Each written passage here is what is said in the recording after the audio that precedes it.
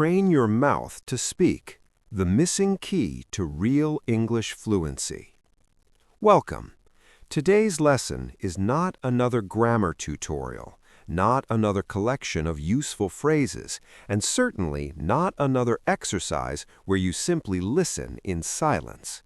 What you are about to read addresses the most overlooked reason why millions of English learners understand the language well but remain unable to speak it confidently. By the end of this lesson, you will understand why your English has not improved despite years of study, and more importantly, you will know exactly how to change that. This has nothing to do with intelligence, talent, or accent. It has everything to do with training your mouth to speak. Let us begin with an uncomfortable but liberating truth. You are not failing at English because you lack vocabulary or grammar. You are failing because your mouth has never been trained to operate in English.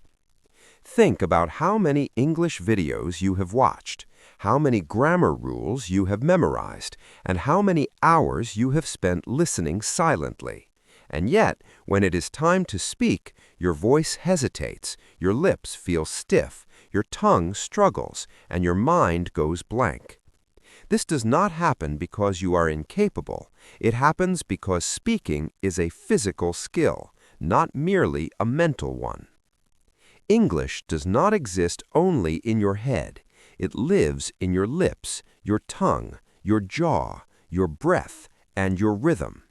Until those physical systems are trained, fluency will always feel incomplete. This is why knowledge alone never creates fluent speakers. Imagine someone who has read countless books about swimming and understands every technique in theory but has never entered the water. The moment they jump into a pool, their body stiffens and panic takes over. That is exactly what happens when learners try to speak English without training their speaking muscles. You may know what you want to say, but your mouth does not know how to say it smoothly, confidently, and naturally. English has its own rhythm, stress patterns, sound linking, and physical movements. Your mouth, however, has spent your entire life operating in your native language. When asked to switch suddenly, it resists, and that resistance is what you experience as fear, hesitation, and lack of confidence. In your first language, you have repeated the same sounds tens of thousands of times since childhood. That repetition created automatic muscle memory. Most English learners avoid repetition. They read silently, listen passively, and understand without speaking. As a result, the mouth remains untrained. This is why so many learners say they understand English perfectly, but cannot speak it. Understanding is mental, speaking is physical. Physical skills improve only through deliberate and consistent training. The good news is that you do not need hours of study or expensive courses. You do not need to sound like a native speaker.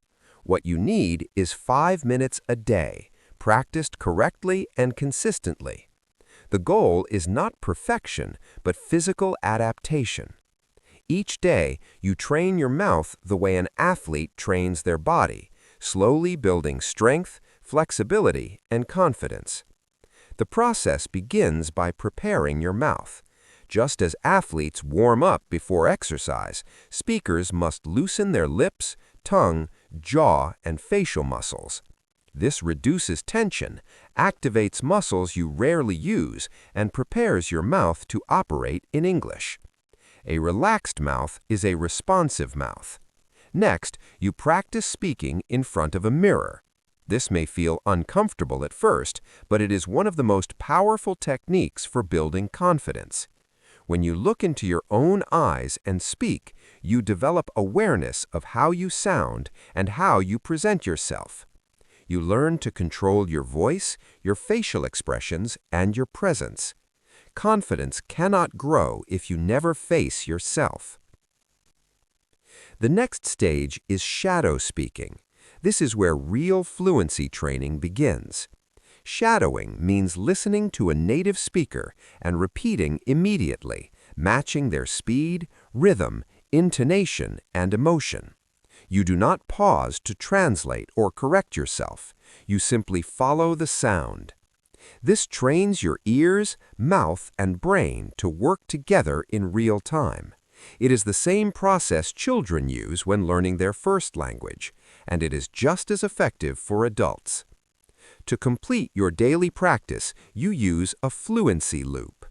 You take one simple sentence and say it slowly, then at a normal conversational speed, and finally quickly with smooth sound linking. This builds comfort with speed and helps your brain stop overthinking. 5 minutes a day is enough to change how your mouth responds to English. However, fluency is not only about physical training, it is also about sound flow. One of the biggest differences between fluent and non-fluent speakers is not vocabulary, but rhythm. Fluent speakers do not speak word by word. They speak in sound clusters. They connect words, reduce unnecessary sounds, and speak in smooth units of meaning. This is not incorrect English, it is natural spoken English. When learners speak slowly and separate every word, they sound robotic.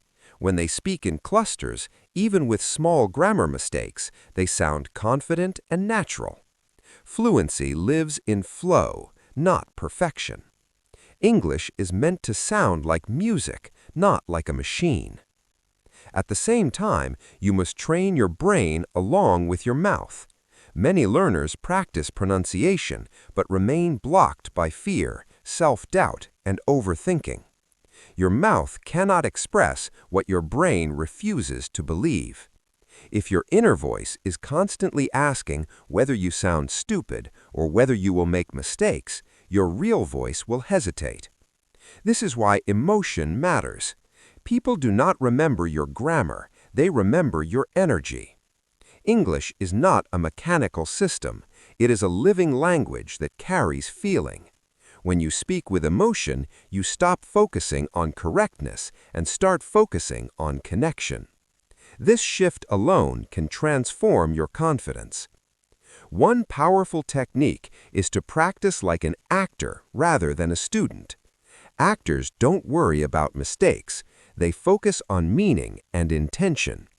When you say the same sentence with different emotions, your voice changes, your body engages, and your fear disappears.